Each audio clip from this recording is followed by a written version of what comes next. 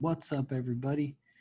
Happy Wednesday. Hope you guys are all doing well. So, today we're going to continue on with those elements of literature notes and then to talk a little bit about the story we're reading. I'll give you guys the rundown for the plan for this week and then just give you a couple things to talk about for next week that I want you guys to be thinking about. Okay.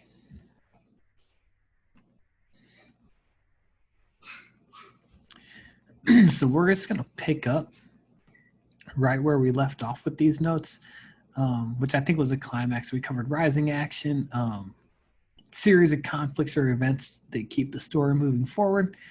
And then most stories spend most majority of time on this stage. The climax, everything so far in a story would be building towards this, right? Every event would kind of hint at something big that's about to happen, whether it's a big event or a small event. And then the climax is exactly that. It's usually the most intense part, the most exciting part of the story.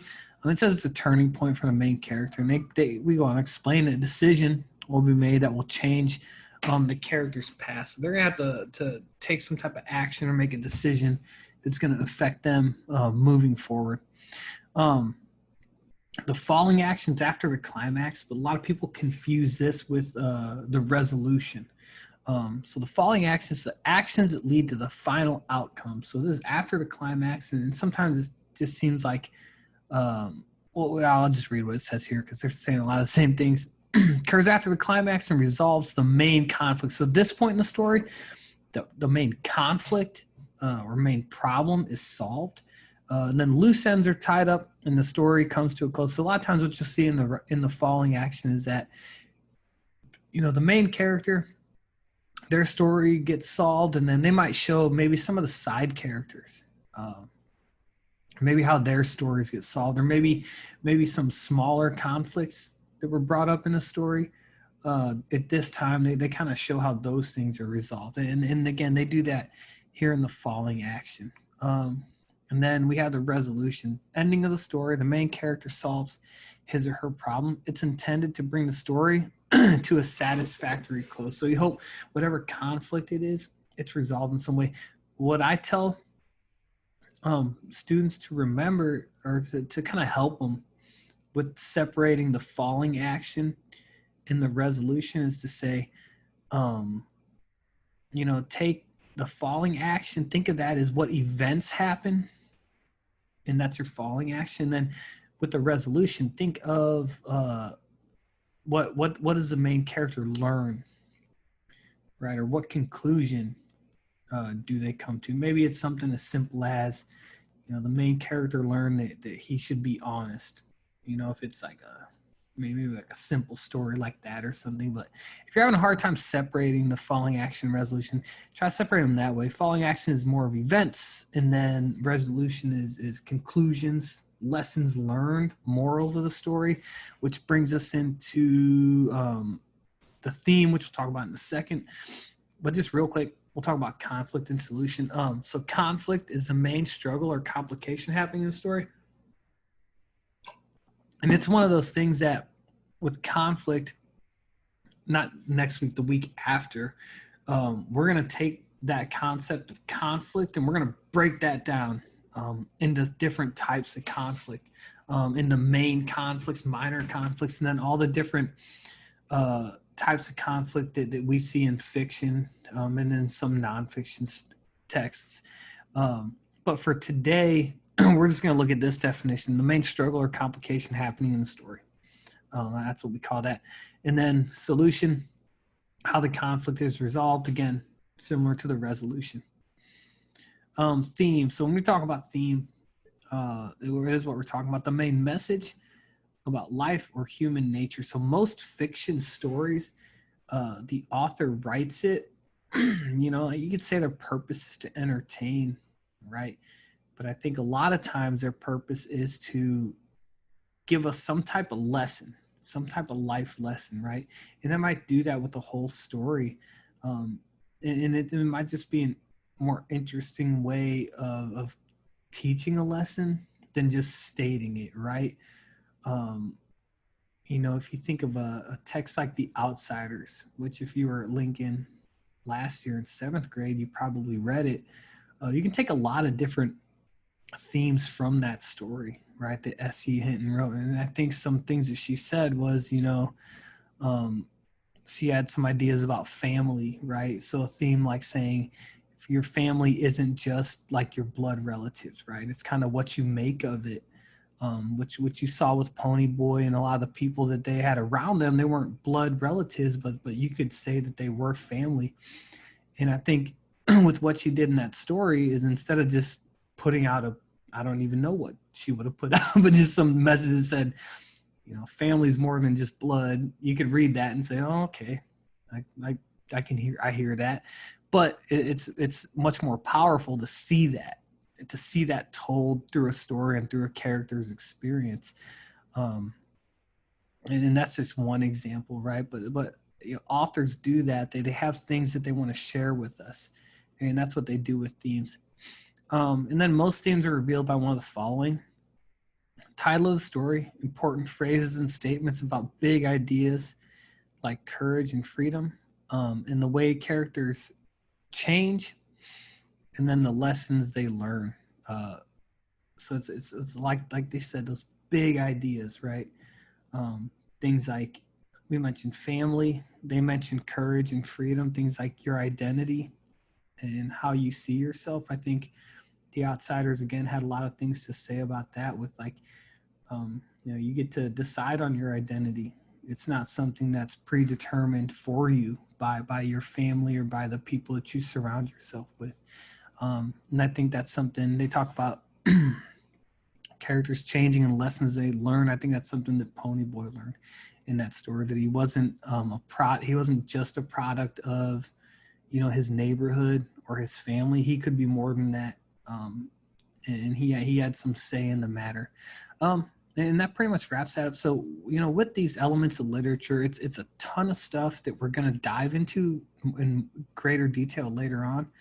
But, we just kind of cover all the stuff at the beginning of the year, and we can do a lot with it.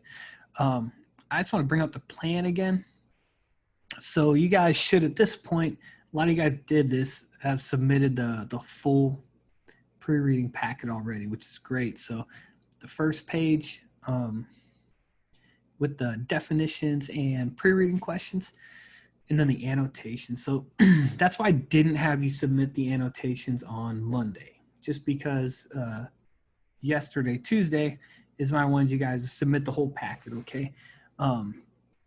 So when you guys see, I always check the assignments that I post, just to make sure that like what you're submitting lines up with that. Because if it's that was a 3-page assignment, I wouldn't have you do 1 page and then submit it. I would just wait till you're all done. I have it structured like this because I just don't want to say, okay, do all of it in one day, because I know you guys are balancing all your other classes. So that's why I try to just split it up into parts like that. So for today, we're on Wednesday. Go ahead, listen to the story or just read it if you haven't already. And then fill out that memoir sheet, okay? And then submit that to me. So let me pull that up, because that is something that I was wanting to talk about with you guys. So with a memoir, it's just a nonfiction text. It's an autobiographical text, which means that the author is writing about their own life, right? It's different from an autobiography because a memoir is not a story of their whole life, right? For a memoir, and we're actually going to do this within the next couple of weeks, it's just one memory that they're sharing, or one experience, and it might be over the course of a day. Maybe they're writing about a trip they went on. It might be them writing about like a summer that they had. And I'll just read this. It says, a memoir, it's a form of autobiographical writing in which a writer relates events from his or her own life. In a memoir, the writer describes his or her perspective, what she or he sees, hears, thinks, or feels. So it's going to be a first-person point of view. As a boy, Lawrence Yep, and that's the author, opinions about his father and his brother influence, his poor opinion of himself. Go through the story and look for a place where Yep reveals his opinions about his brother and his father. Use a chart to record what you find. So, for example, he talks about his brother Eddie. It's his father's only son, right? That's his opinion of how he kind of views them. And then that's at the beginning of the story. This part's important just because his opinions about his dad and his brother, they do change during the story. His opinions are really different from the beginning of the story, and then they change by the end of the story, just based on the things that they experience. And that is one of those things with theme. A character learns things, and a character changes as the story progresses.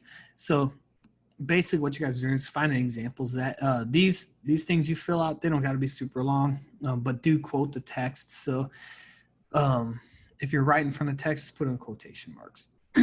And then beginning of the story, middle of the story, end of the story, that's good enough. You don't have to write that it's in the climax or rising action or anything like that. And then just jumping back here. Yeah, and then tomorrow, Thursday, post-reading test. When I sent you guys the assignment, I typed in a Word, or I attached a Word document that you can just fill in because it's a PDF that the test is on. But if you want to just fill that Word doc in and just put your answers on it, that'll hopefully save you guys some time. You won't have to write it out and scan it or do anything crazy like that. And as always, if you want to just handwrite the answers and then submit a photo, it's cool with me. And then Friday, office hours from 9 to 10, I'll be in my room. So if you got questions or anything, come there. It's optional, so only if you need help. And then Friday, submit your quick write. And then as far as reminders go, like I keep saying, just make sure you guys are turning stuff in. I am never, bothered by questions. I'd rather you guys ask questions than to be confused. So that's totally fine. Don't ever feel like you're doing too much or bothering me or anything like that, because you're not. It's my job. And yeah, make sure to turn everything in, and if there's something going on you can't, just let me know. But other than that, if you pop in Friday, I'll see you then. So next week, our week's a little bit different. So I just wanted to mention this now to get you guys thinking about it. So we have no school Monday. So you guys won't have anything to do Monday. And then we have school Tuesday through Friday. So it's going to look a little bit different. I know for sure we're going to have some vocab stuff. We'll talk about conflict early next week, and I'll go over those notes. And then September 11th is Friday. So we're doing something in the building that has to do with that. We're all going to be in the auditorium watching a documentary and then doing some activities with that. And the good thing about you guys being remote is you can do the exact same thing with us. So I think the documentary we're going to watch, it's on YouTube. So probably Thursday, that'll be all that we do that day. I just want you guys to watch it. And then that way you're, like I said, we're just keeping it all streamlined, and we're all doing the same thing. And then you'll have a reading assessment that kind of has to do with that too. But you'll see that plan on Friday. But yeah, that's it for this for today, I should say. Like I said, if you're coming in Friday, I'll see you then. Other than that, have a good one. Later.